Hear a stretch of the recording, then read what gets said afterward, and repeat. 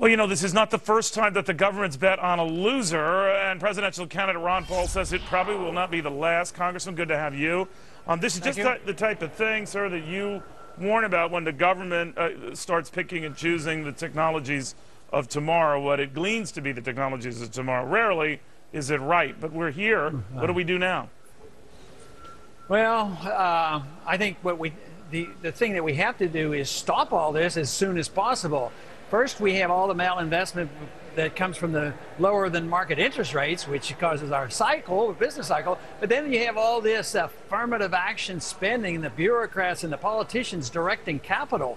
And they're incapable of knowing. No one individual knows the market. The market dictates by pricing and who does the best and who makes profits. So no, we should be out of that business totally and completely. So that means you have to give up central economic planning in all areas instead of becoming, you know, the planner and central economic planning and telling which businesses survive. They get off on a tangent and all of a sudden green technology is the most perfect thing in the world. Well, how do they know? And this, well, you know, to me, that just raises proves a good. this. I'm sorry, sir, but here's their argument, and not that we were lucky to get any administration types to talk to us today on this, but the argument for this is pretty much what you just ended with there, that the Chinese and some of these others have heavily subsidized solar industries of their own, and in order to compete with them in the open global market, we have to subsidize. That if we don't, we'll be at risk of just losing this whole burgeoning industry to foreign competitors.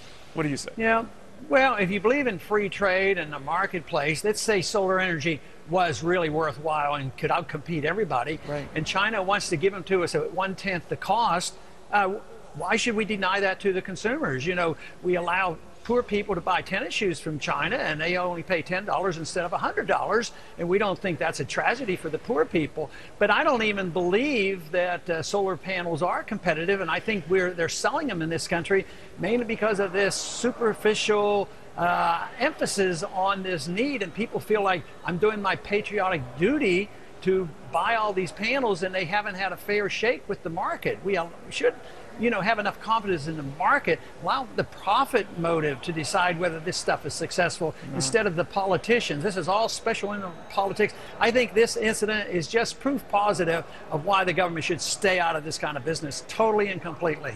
I have you here, Congressman. I had Vice President Cheney here the other day, and your fine name came up, but not in the most flattering of ways. I want you to listen to this.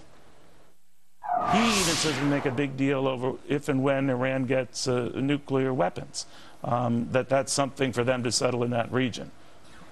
You wouldn't support a nominee like that. There are nominees that I'm not enthusiastic about.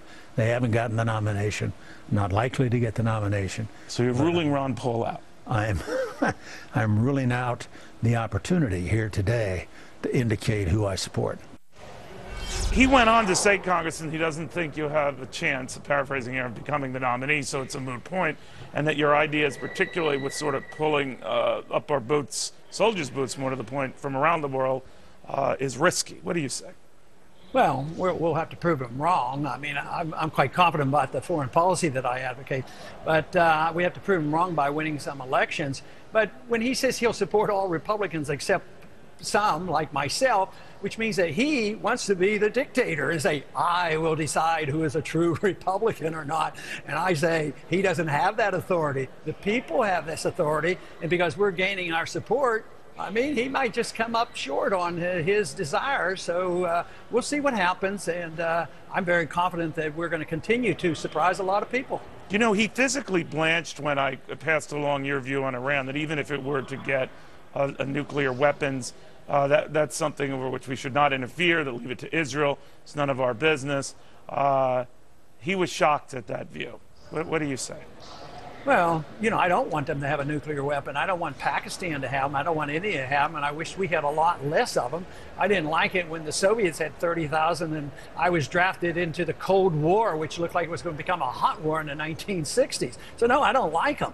But I also understand it, and I also put it in perspective that, you know, if Iran gets one nuclear weapon, why are they more dangerous to us than the Soviet system was when they had 30,000 and we were able to live with that? Yeah, but so the argument is that that Iran is nuttier, and that Ahmadinejad might be very intent on destroying a lot of Iranians for the sake of killing a lot of Americans or well, I think that's a wrong assessment, because I don't think you don't want to be wrong, though. You don't want to be wrong on that one. Well, okay, well then we have to bomb everybody. This is what I complain about. No, I'm just is the willingness distinguishing to go Iran particularly different in that its No. past and its history suggests it How could they does be have any worse? aberrant behavior.